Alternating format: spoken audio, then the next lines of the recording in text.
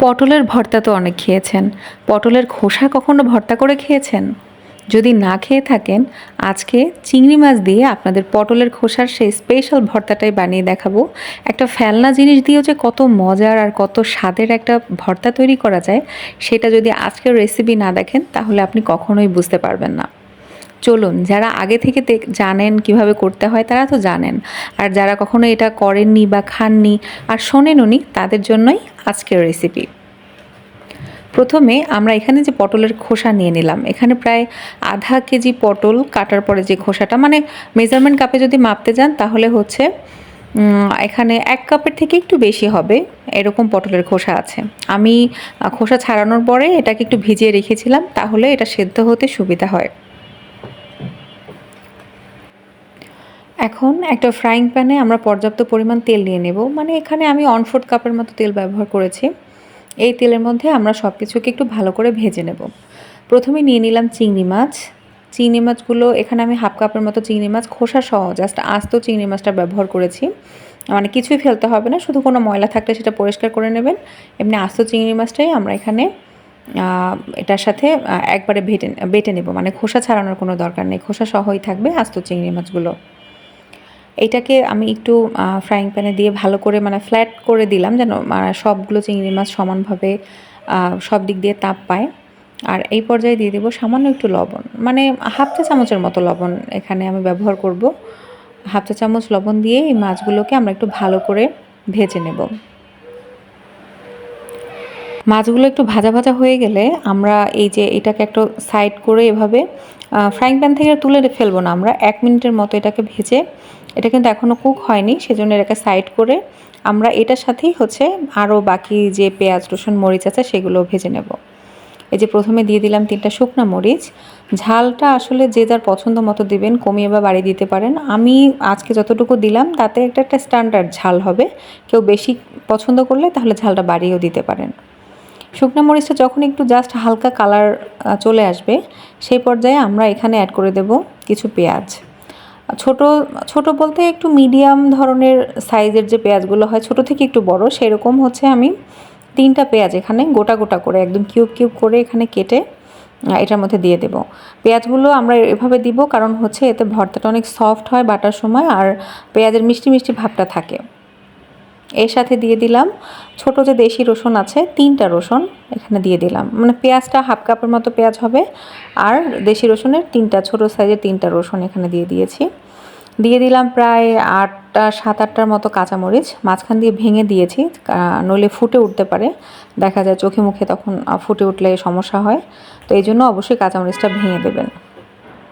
আর আমরা শুকনো মরিচ কিন্তু বোটা সমেত এটাকে ভাজছি, তাহলে এটার মধ্যে তেল ঢুকে যায় না, ভাজাটা ভালো হয়, এই জন্য এটাকে মানে বোটা সহই শুকনো মরিচগুলো আমরা ভেজে নিয়েছি। সব কিছুকে এখন একসাথে মিক্স করে আমরা এটাকে একদম ক্যারামেলাইজ করে নেব, মানে এটা পোড়া পোড়া হবে না, জাস্ট গায়ে একটা ব্রাউন একটা কালার আসবে, পেঁয়াজের গায়ে মরিচের গায়ে একটা কালার আসবে। আর চিংড়ি মাছটা তো আগেই অর্ধেকটা হয়ে গিয়েছিল, এখন এই পেঁয়াজ মরিচের সাথে বাকি অর্ধেকটা মানে একদম ফুল ডান হয়ে যাবে। এই যে আমরা এটাকে ভালো করে ভেজে এখন ক্যারামেলাইজ হয়ে যাওয়ার পরে এটাকে তুলে নেব। দেখুন পেঁয়াজগুলো জাস্ট একটু সফট হয়ে একটু জাস্ট হালকা কালার এসেছে ব্রাউন, আমরা কিন্তু এর চেয়ে বেশি এটাকে ভাজবো না। এখন সব কিছু তুলে নেওয়ার পর সেই প্যানেই আমরা এই যে পটলের যে খোসাগুলো ছিল সেই খোসাগুলো আমরা দিয়ে দেব। আমরা কিন্তু এই জন্যই এটাকে ভিজিয়ে রেখেছিলাম, যেন এটা টাটকা হয়, তাড়াতাড়ি সেদ্ধ হয়, আর বাটার সময়ও যেন কষ্ট কম হয়, সেই জন্য। দেখুন আমরা সবগুলো খোসা এখানে দিয়ে দিলাম।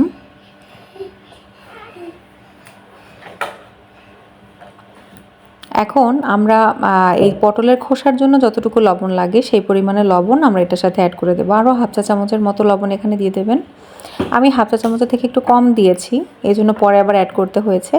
আপনারা যদি চিংড়ি মাছে 1/2 চা চামচ আর এখানে পটলের খোসা 1/2 চা চামচ অ্যাড করেন, তাহলে পরবর্তীতে আপনাদের আর লবণ এটার সাথে অ্যাড করতে হবে না। এখন একটু এটাকে লবণটা একটু ভালো করে মানে খোসার সাথে যেন মিশে যায় সেভাবে একটু ভালো করে মিশিয়ে দেবেন। আর এই পর্যায়ে আরও এক টেবিল চামচের মতো আমি তেল এখানে ব্যবহার করেছি। আপনারা পুরো এই ভাজাভাজির কাজটাই হচ্ছে সরিষার তেলে করতে পারেন, তাহলে টেস্ট আরও ভালো আসে। আমি হচ্ছে সয়াবিন তেলে করেছি, আর পরবর্তীতে শেষে আমি ফিনিশিং টাচ দেওয়ার সময় একটু সরিষার তেল এটার সাথে অ্যাড করব। দুইভাবেই করা যায়, দুইটাই মজা হয়। কেউ যদি কাঁচা সরিষার তেলের ফ্লেভারটা পছন্দ না করেন, তাহলে আপনারা পুরো তেল মানে সরিষার তেলে ভাজবেন, তখন আর কাঁচা ফ্লেভারটা আসবে না বা কাঁচা তেল তখন আর অ্যাড করতে হবে না। এই যে ঢেকে দিয়েছিলাম, এখন একটু নেড়ে চেড়ে দিব আবার।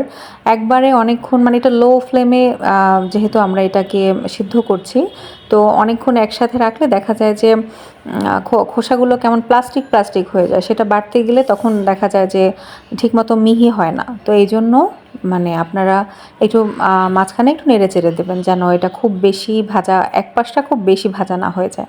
দেখুন সেদ্ধ হয়নি, আমরা এটাকে নেড়ে চেড়ে আবার একটু ঢেকে মিনিট খানেকের মতো এটাকে আবারও আমরা সেদ্ধ করে নেব। এই যে আমরা ঢেকে দিলাম, 1 থেকে প্রায় 1.5 মিনিট পরে দেখুন কি অবস্থা। আমাদের পটলের খোসা কিন্তু প্রায় সেদ্ধ হয়ে গেছে। এই পর্যায়ে কালারও চেঞ্জ হয়ে যায়, একটু সাদা সাদা ধরনের, মানে সবুজ যে রঙটা থাকে সেটা চেঞ্জ হয়ে যায়। দেখুন ভাজা কিন্তু হয়ে গেছে। এখন আমরা চেক করে দেখি, এই যে পটলের খোসাটাও কিন্তু সেদ্ধ হয়ে গেছে, মানে বাটার উপযোগী হয়ে গেছে। এই যে আমাদের পটলের খোসা ভাজা শেষ। এখন সব কিছু আমরা তুলে নেব।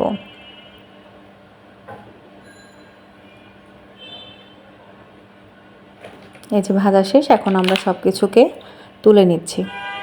তুলে এখন আমরা আমাদের যে পেঁয়াজ, রসুন, কাঁচামরিচ আর চিংড়ি মাছ ছিল সেগুলোর সাথে এই যে খোসাটাকে একসাথে বেটে নেব।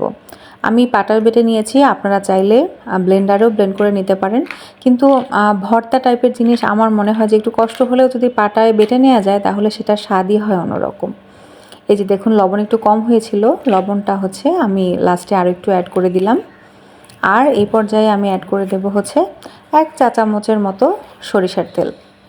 আমি যেহেতু ভর্তায় একটু সরিষার তেলের স্মেলটা পছন্দ করি, সেই জন্য আমি এখানে 1 চা চামচ সরিষার তেল ব্যবহার করলাম। আর আপনাদের আগেই বলেছি, যদি কেউ এই পর্যায়ে সরিষার তেল না দিতে চান তাহলে পুরো ভাজাভাজির কাজটা হচ্ছে আপনারা সরিষার তেলে করবেন, তাহলে আপনাদের হচ্ছে এই পর্যায়ে আর সরিষার তেল অ্যাড করতে হবে না। এখন সব কিছু ভালো করে মিক্স করবেন।